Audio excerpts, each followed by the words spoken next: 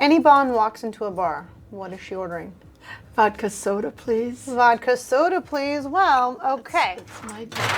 That is your drink. What else do you like to drink when you go to a bar? Either red wine, but usually vodka soda.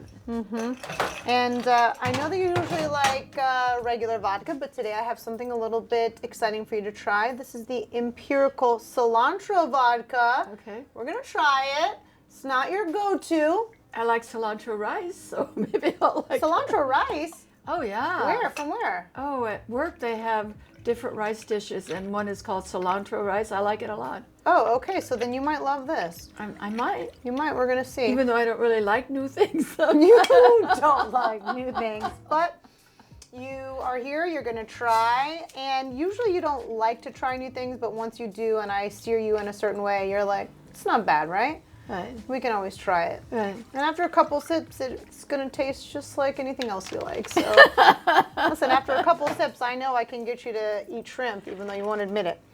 Okay, we're going to top it off with a little lime here. I like I don't. Some of them they put lemon on, but I like it with a lime. I told you have to ask for a lime. Yeah. And so, okay, cheers to Enne Bond. Now we sip champagne, but now we sip cilantro vodka and soda. Okay, all right. Cheers. Cheers. Oh, it is have a kick to it. A cilantro kick. It's a kick, yeah. Yeah, it's a kick. Might be good as a cilantro margarita. I think so. Yeah. I think so. Yeah. It's pretty good though. Yeah, I no. love the Empirical. We have the Empirical Doritos vodka that tastes like the Doritos nacho chip, you know. Okay. And now they came out with this cilantro vodka. And you know I'm not usually a vodka drinker, but I like to drink what my Yeah, you guests... never drink vodka. Huh? I like to drink what my guest likes to drink. So I thought I would drink vodka for my guests, but then put a little Cortney spin on it. Yeah. Not bad. Yeah. Cheers, anybody. No, I'll drink it. Yeah, you. What did we say? That's my girl. Now we sip champagne. Now we sip cilantro vodka. Cilantro vodka. Anybody? Yeah.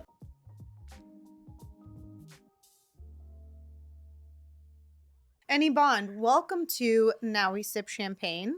Today we are sipping on cilantro vodka and soda, which I appreciate you accommodating me and my choices. But this is a podcast for hospitality professionals and the people that choose hospitality as their profession. And you have a very interesting story. A woman born and raised in Canada, one of 6 kids. And of those 6 kids, I like to refer to you as the black sheep. You were the one that wanted more for yourself instead of staying in Canada and getting married and having a family. You always wanted more. And the black sheep are always the ones that they're a little bit different. They walk to the beat of their own drum. They dance to the beat of their own drum. They have to find their own path. And your path led you to Las Vegas, all the way from Windsor, Ontario, actually a small town in Canada called Harrow, in Windsor. You found yourself in Las Vegas. Can you tell us about that journey and how that came about?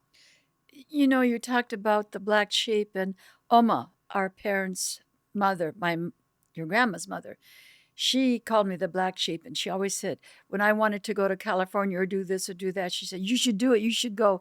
And our parents would say no. So I was the black sheep because coming from a small town of 1,500 people, you don't do things like that. I ventured to Michigan. I got my bachelor's degree in psychology. And then I got accepted for my master's degree in Houston, Texas, and I got my master's degree in clinical psychology. I literally came to Las Vegas with $600 in my pocket. The reason why I chose Las Vegas, I didn't want to go back to Canada because it's cold. And I thought everybody goes to California. I want to try something new. I had been to Las Vegas for my birthday with my sister, and flying into Vegas and seeing the lights, I instantly fell in love with Las Vegas. And so I decided, you know what? Let me try Las Vegas. I was so naive. I thought, well, let me just walk the streets. I'll get a job as a waitress. At that time, I was gorgeous. I had long blonde hair, size 0. Thought with my looks, my brains, I'll get a job anywhere. You're still gorgeous. Go ahead. I moved with $600 to my name. I slept in a place called Motel 6. It was so bad, I would take my suitcase to the bathroom with me because I wasn't sure. And I would get dressed up and I would walk the casinos, and then it was a rude awakening. No, no, you have to be union in order to get a waitress job. You have to have juice. And I kept hearing that word. I never knew what the word juice was. And so it was getting pretty bad that I was running out of money. And I came to the MGM and I met a bar manager, and he said to me, "You know what? I got a break in life, and I'm going to give you a break. I'm going to make you a Keno runner." At that time, I didn't know what a Keno runner was. He said, "But go downtown. I'm going to hire you as a bar back." So I would go downtown to the Union and sit and wait for an opening for a bar back. It never came, and that's how I became a Keno runner. And because I could walk really fast, I would have to run Keno tickets from the front of the MGM to the back of the MGM. And I would take breaks, and there would be dealers there, and they said, "You should go to dealing school." And I said, "Well, what's dealing school? I don't know what dealing school is." So they talked me into going to dealing school. I went to the Valley School of Gaming, and it was run by the mob. And they said, "You know what? You should learn roulette and you should learn blackjack." I did whatever they told me to do. And learning roulette wasn't easy. It takes a while to learn how to spin the ball. And then I'll never forget, the instructor had said to me, "Where do you think you'd like to work?" And again, I'm so naive. And I said, "You know what? I kind of like that place, Caesar's Palace. I think I want to work there." He literally fell on the floor laughing. He said, "You can't get into Caesar's Palace." I said, "Why not?" He said, "You got to have juice." I said, "That's that word again. What does juice mean?" He said, "You got to know somebody." And I didn't have any juice. But eh, anyway, so I started dealing school. I learned blackjack, I learned roulette, and I got my very first job downtown at the California casino. And it was wintertime. I borrowed money from my mother. She loaned me money, and I bought a used Volkswagen car. So my first day on the job, going to the California, I'll never forget this. I'm wearing hot pants. It's actually snowing, and my car stops at the light. I thought, "Oh my God, I'm going to be late for the first day of my job." And I get out, and a man yells, "Lady, your engine fell out of your car." Oh my God. So I go to the front of the car. He said, "Lady, your engine's in the back." I didn't know the engine was in the back of the car. That's the Volkswagen. So we had it pulled to the side. I made it to the job. And from there, from the California, I met someone, and I guess I got juice. And that's how I ended up going to Caesar's Palace in 1979. And this is a huge story because they had never had any female roulette dealers. And usually, an audition, when you go for an audition, you wear black and you wear white. They audition you for 10 or 15 minutes, and they know if you're a dealer or you're not. But I was like an animal in a zoo. The pit managers and supervisors came from the other pits to look at me dealing roulette. They'd never seen a woman dealing roulette before at Caesar's Palace. It was like, why are they all looking at me, My audition was for an hour. And dealing roulette at that time, especially at Caesar's Palace, where they stack up the chips like this, and you have to push chips with your left hand. And I wasn't left-handed, but I learned. And it was quite an experience. And then I'll never forget when the casino manager interviewed me, and he said, "Why do you want to deal roulette?" And I looked at him like, "Because I can, you know? And so I was kind of like a freak show. When I first started, I have that reputation. I was the very first female roulette dealer at Caesar's Palace. And they didn't even know what to do with me at first. They didn't put me in roulette right away. They put me in what's called a mucking position and they had a funny name for it, rubber band. I don't know what it was.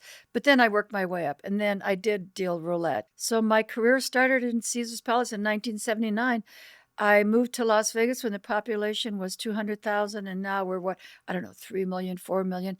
And now I deal 23 games, and I'm one of those few people that I still love it. I love what I do. You just said a whole lot of life and some stories that I actually did not know of you. I mean, first of all, you know that I'm the fastest walker around. Obviously, I got that from you, Yeah. but I had no idea that your fast walking got you to be a Keno runner, which Yes. makes so much Yeah. sense. I Yeah. remember when I got hired at Yankee Stadium, and it goes around the entire stadium from Suite 1 until Suite 67.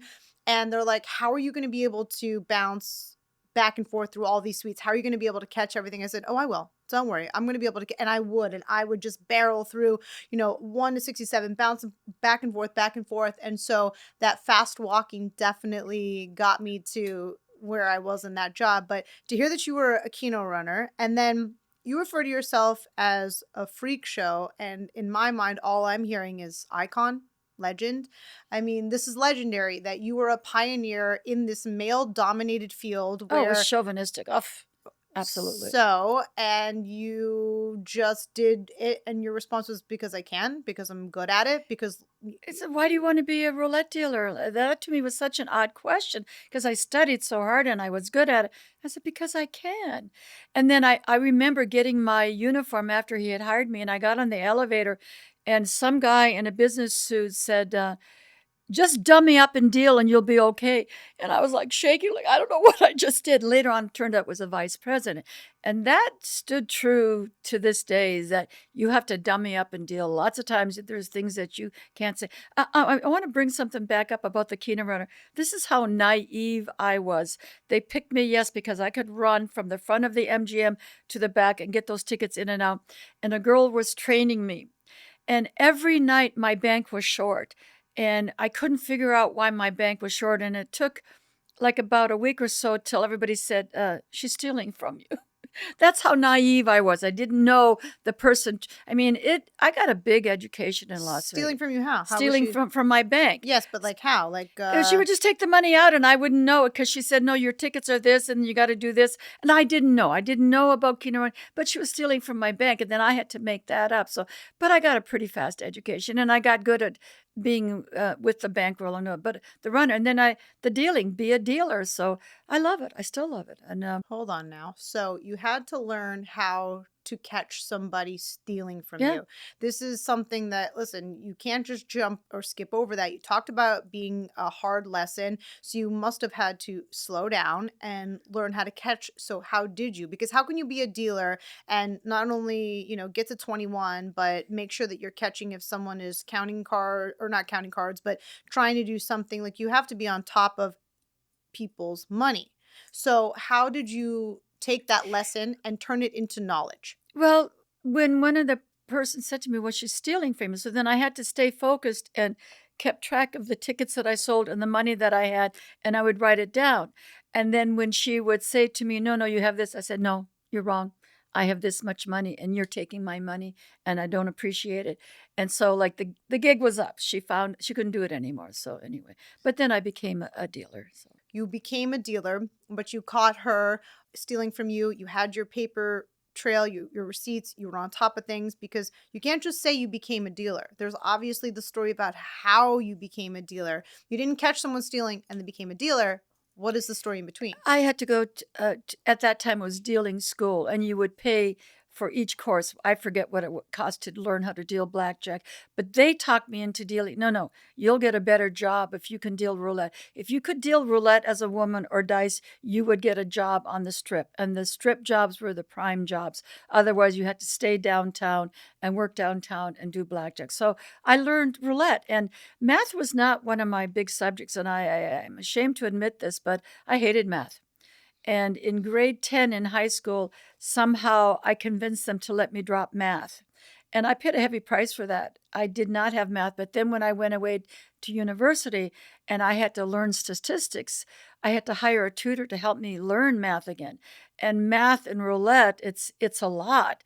And so that was like almost a disability that I had to overcome with math because I would literally count on my fingers. Okay, 8 and 5, 13. But then after a while, you just know. Wow, what kind of world where you can drop You math drop in math in high. school? I was in Canada. I dropped Great math. kid. This is it's so cute when they always want to compare America to Canada. When you can drop I math in dropped math. Canada, Nowadays, that's adorable. you can't do that now, but I did. I dropped, and then that was a big mistake on my part. But not the first mistake I've made, but you learn from it. So I did go to dealing school, probably a couple of months, and then I would pick up more games on the job. I would learn this game and learn that game because I always wanted to have a challenge. And then again, naive. I was gorgeous, so I'm dealing roulette now. Actually, not yet dealing roulette, but dealing blackjack. And aside from the blackjack pit, there was a baccarat pit, and it was higher up. And they were in tuxedos, and I'd always be curious and looking at them and say, that job looks interesting, right? And one day, a guy taps me on the shoulder, and he said, you can have the job for 30,000. And I turned around and I said, excuse me, who are you talking to? He said, if you want a baccarat job, it's going to cost you 30,000. I said, 30,000? I don't even have $30 in my pocket. In those days, you paid for those jobs. You would pay $30,000 to get a baccarat job at Caesar's Palace. So, no, it was a whole new world for me. So did you end up paying that at some No, point? You no. were a baccarat dealer. I did, but I didn't deal baccarat at Caesar's Palace. I learned how to deal mini baccarat and then midi baccarat, and then at Mandalay Bay, I was in a big baccarat table, and I remember in your jacket. we had the tuxedos. I loved it. I loved the tuxedos just like I loved the glitz and the glamour of Las Vegas, which those days are gone. I miss it forever. They're not gone. You can still be glitzy and glammy. I know that you obviously operated during a time period where we all kind of romanticize the things of our past, and sometimes when things were easier. But I feel like every generation does that. Everybody does that. But I think that that you can still have these types of moments where the music is beautiful, the drinks are great with the people that you are, and if you want to be glitzy and glammy, then you can be glitzy and glammy.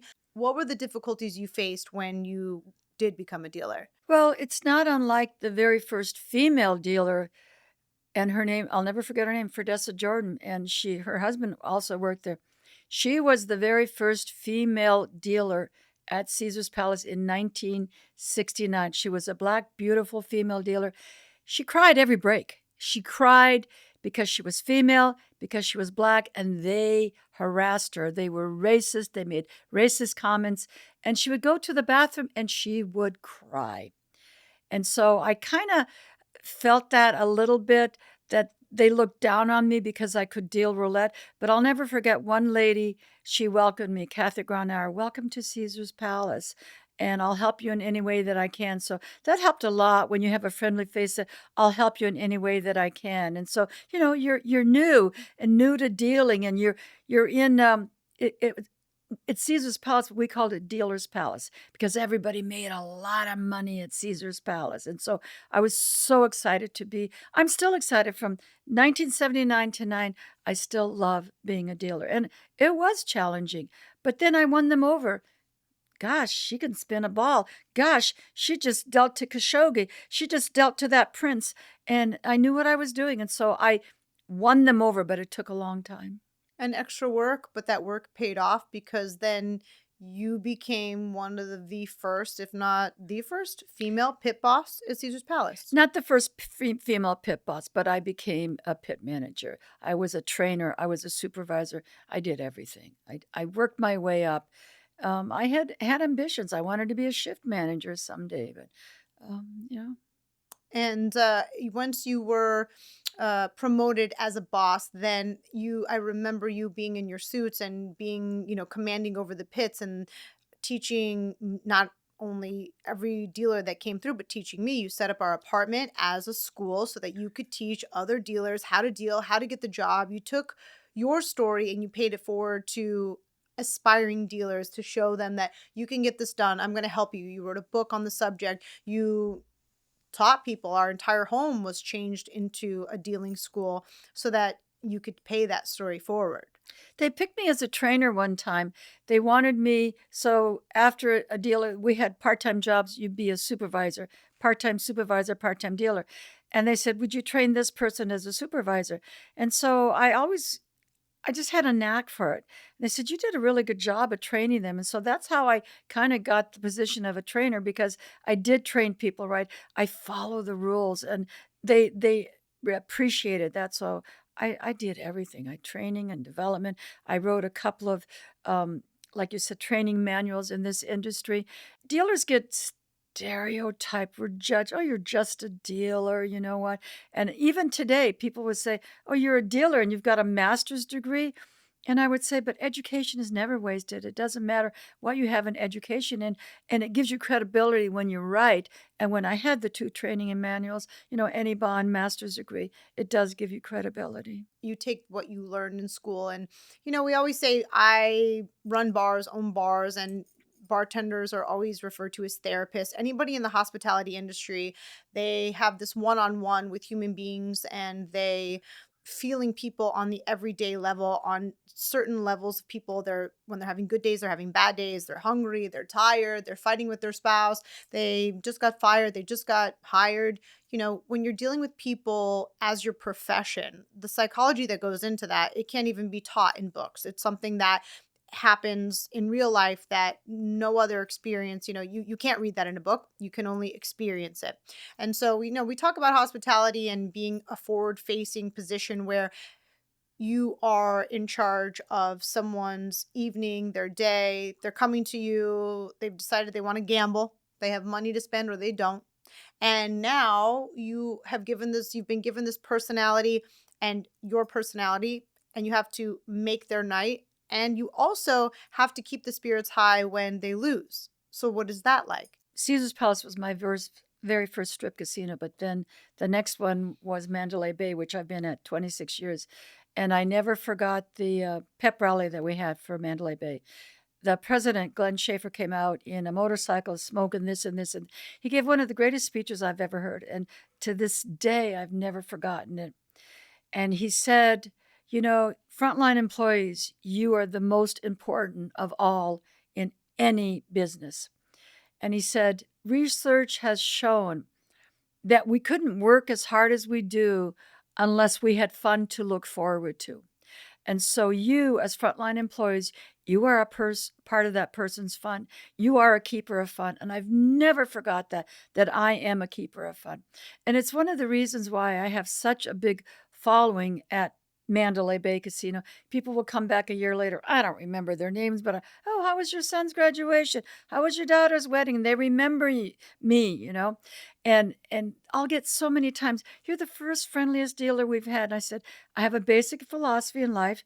I treat people the way I want to be treated on vacation, and it kind of works for me. So there are days, when I don't feel good. I am sick. I don't feel, I'm depressed, whatever, but I don't let it show. I might not be the uppity, uppity, up, but I still do everything. Hello, how are you? And it's nice to see you. And Yes, well, it's very important that you always maintain. I use the analogy of Disneyland and the I love princesses. that analogy. Yes, you have to put your princess hat on, Annie, and it's not about your day because these people, they're going on vacation and they're taking a break from their day to day, something that they've been looking forward to, something that they've been saving for, something that they really needed probably mentally for themselves. So it would be a disservice to them to now put your day on them, to make them have to either feel bad for you or ask you how are there's something. I can't stand something like that where now instead of them just being able to enjoy themselves, they now have to put your feelings first. It's not fair to them when they deserve their break too. Because just like you said, you are going to take a break at a certain point, you're going to take a vacation, and those people are now going to be in charge of you having a good time. And you know the difference of what it's like when we go someplace or we do something, and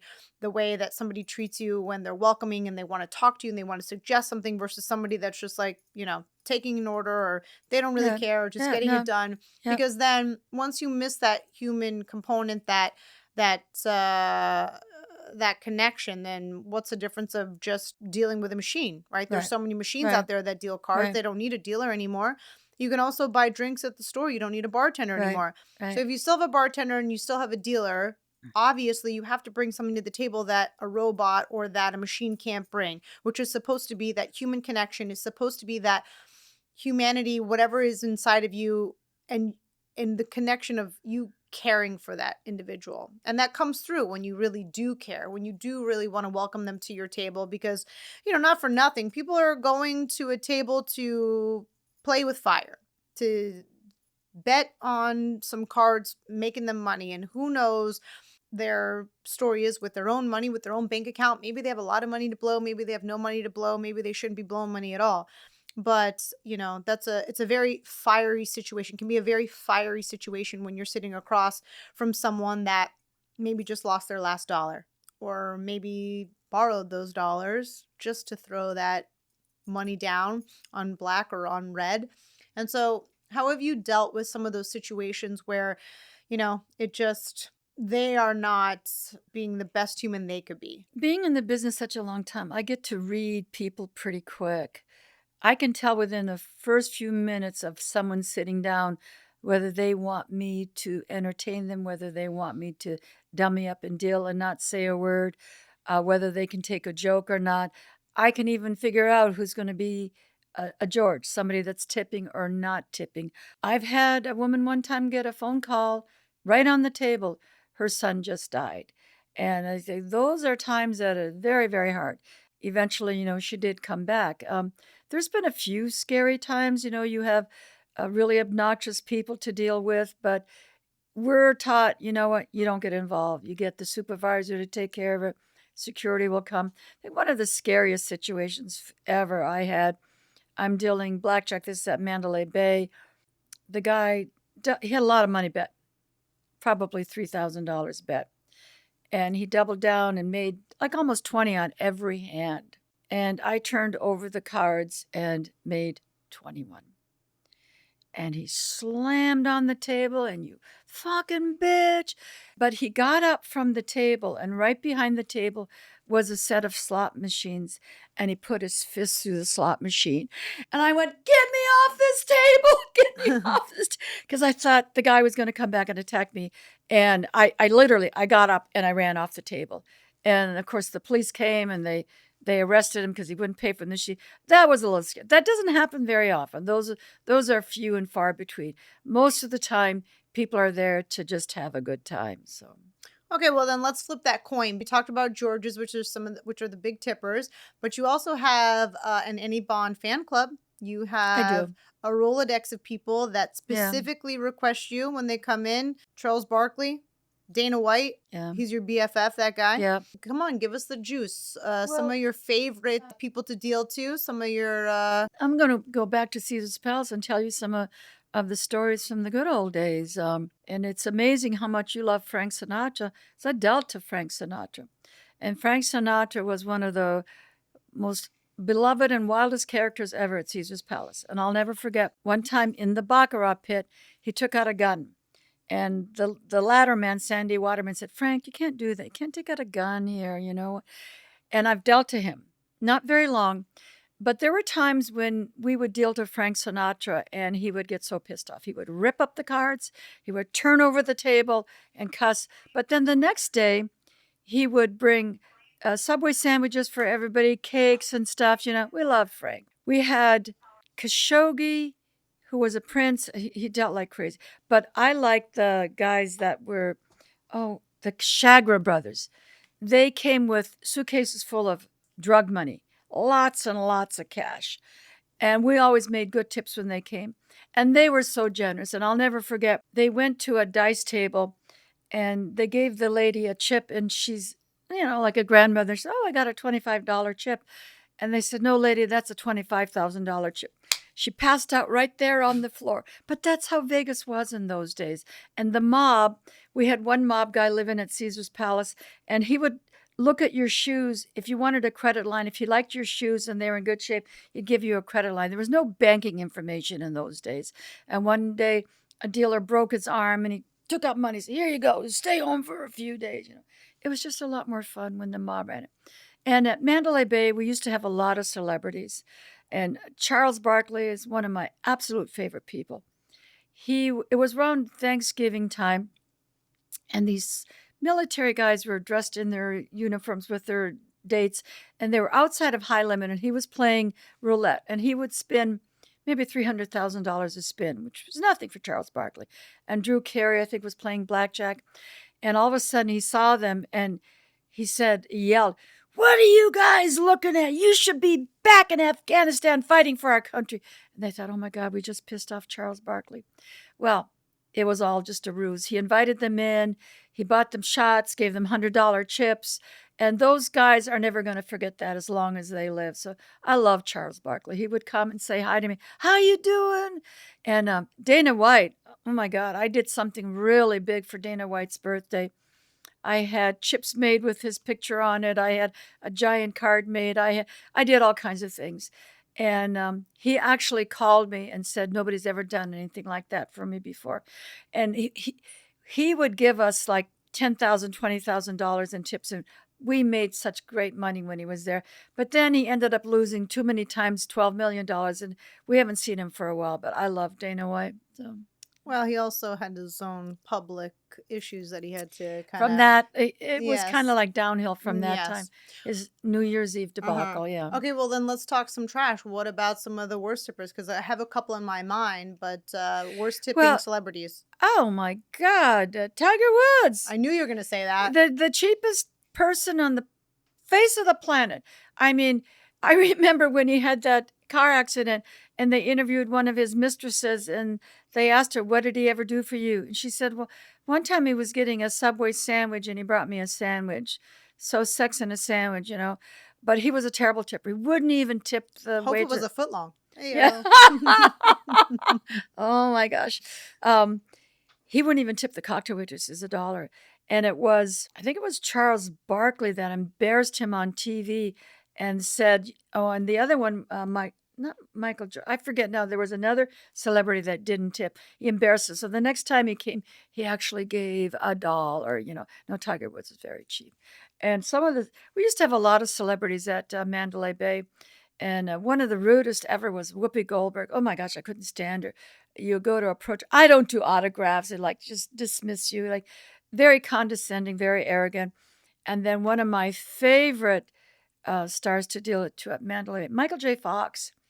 And it wasn't too long after John Ritter had died, and he was talking about that. And anybody that came up, he would give an autograph, take a picture. He was more interested in my life and my daughter than in anything else. I loved Michael J. Fox. So You have a daughter?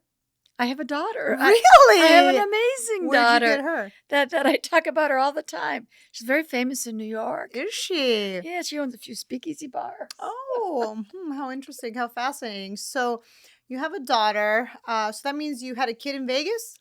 I did. And did you think that was an appropriate place to raise a child? Yes. And why did you think so? Because I paid private school $6,000 tuition for kindergarten. It wasn't cheap, and that's just for the tuition. So, no, people that put down Las Vegas, Las Vegas, Sin City, no. It's like any other city, and your children are going to be who they are because of the values and what you teach them. I came from family that were Catholic and, taught you right or wrong, and I think I did a good job. And I remember at Caesar's Palace, and people would say to me, "Oh, you're spoiling her. You're going to spoil." I said, "You could never spoil somebody with love." And I gave her everything, and I still do. I give her everything. I don't know. I'm still She turned out pretty good. I could use a coffee right now. Yeah. Is that okay? So, and let's go on air because I want to correct what I had said previously that you didn't meet my father at the club, the Elephant Bar. It was called the Brewery. It was the brewery. It was the brewery, but it was still a club. Yes. A dance club. Right. And you were a dancer. I worked day shift, and to this day, I don't have rhythm. I wish I could sing. I wish I could dance, but I love music.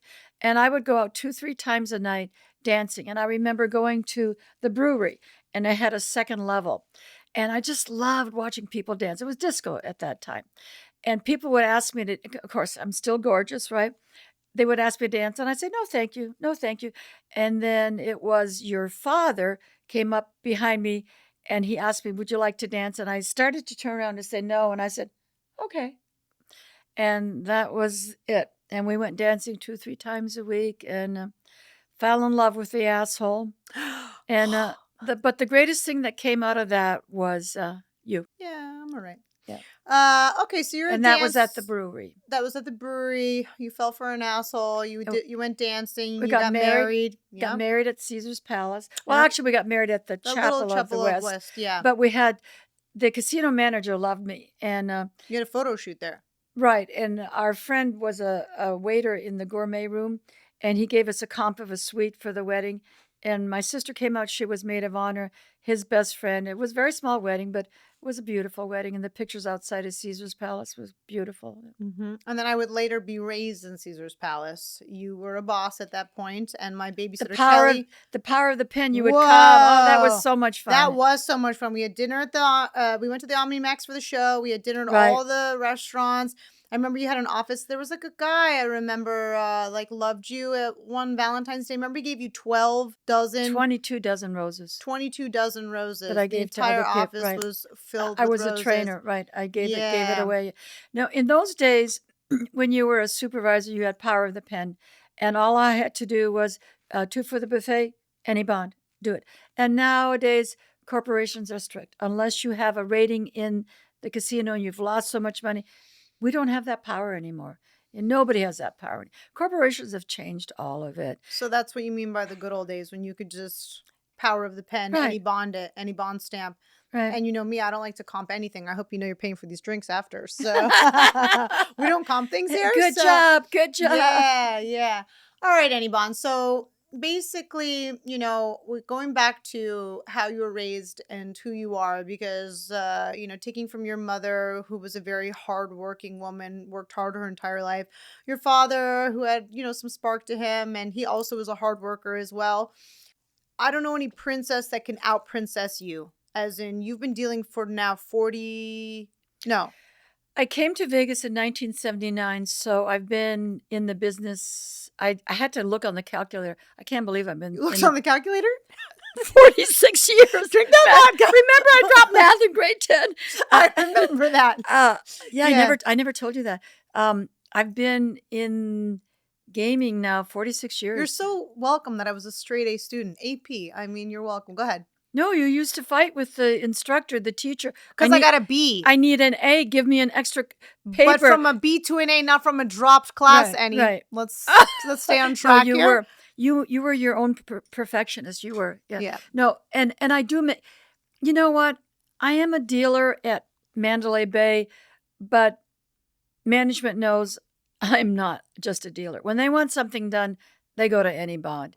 And Enne Bond does things for guests that nobody else does. We call them the sisters. Well, because they are sisters, but some of them are just friends. And she had lost her 18-year-old daughter. And when the shooting happened, they were the first ones. They brought food and baskets of fruit for everybody. We love you. We're never going to leave you guys. And it was one of her birthdays, and I got a big birthday card, and I got flowers. And I do things like that over the top for the guests, or other people like Magic Mike. I'll make sure we get cards signed for everybody. I go above and beyond what anybody else does. And like I said, when management wants something done, they go to Enne Bond. I think you heard the saying that if you want something done, give it to a busy person. That's because they're focused and they'll get it done. right. And whatever they ask me to do, listen, we've got this Voice Foundation. We need this charity drive. We need this bake sale. Do it. I organize it and do it. And so I'm not just a dealer. Management knows that. The other dealers. My favorite thing about you is that you are not a woman that uses the word tomorrow. You know me. Yeah. You do it right now. I know that if I ask you to do something, you'll do it right now. And Right if somebody now. asks me, I'm going to do it right now. Yeah. Not tomorrow, not Yeah. later, not Yeah. when I get to, I'm going to do it right now. Yep. So Yeah. that's something I definitely got from you, your organization, attention to certain details. And yeah, maybe you had to work, you know, I had to work a little bit harder at math than I did other subjects. I mean, I still got the A, but I did have to work a little bit harder. But you do put in the hard work. And if it is something that you don't know, you'll learn, you'll Yeah. get better at it. You will stay committed until you do know how to do it. And that's what you've done your entire career. And it shows, from, you know, being a keno runner to being a dealer to being a pit boss to being a baccarat dealer. All those things that you aspired to be and to do, you did it. And you did it with hard work, not because it came easy to you, but you showed up every single day. And not for nothing, but no one is the epitome of hard work more than you. And, you know, 40 plus years, we took it to the calculator. What is this? 46 years I've been in Vegas. 46 years you've been in Vegas. In the business. Yeah. So almost 50 years, and you are Miss Las Vegas, and you've been dealing cards. You have been across from people for 46 years. That's no easy feat, especially in, you know, decades have changed, personalities have changed, people have changed, manners have changed, things have changed. And like you said, you remember a certain time period, a certain age, and now, you know, people are different, but it has to be you that remains the same, because it doesn't matter what decade it is. It doesn't matter where we are. human connection and being kind to one another, that doesn't ever change. And making someone laugh and leaving them with a memory that they get to walk away with, making their vacation, making their moment special, that never changes. And, you instilled that in me, and, you know, how passionate you are about your career and about taking care of others. And that's what has now come through for me. I genuinely love to show people a good time. I genuinely love to create spaces where they're having amazing memories, where they're raging, they're stepping outside of all the things that they have to do. Like, we're people who love lists. You taught me lists when I was a kid, the list of the things to do and the ba-ba-bas and all the things we got to check off. But then once those lists are done, it's time to have fun. And we have to, and this is one of my sayings, we have to vibe until we die. And you are my vibe or die girl. And I know that I can take you anywhere, and you are fun, and you make it fun for other people, whether you're dealing when we're out, you're going to tell a story, you're going to ask a question, you're going to show up, you're going to be over the top. You are the embodiment of fun. Yeah. And that's something really special. My favorite are when people are playing blackjack for the first time, or like guests that they've never seen a speakeasy before. I get them excited. And when they get a blackjack, it's like they just won $1 million. I love that. And that has never, ever changed.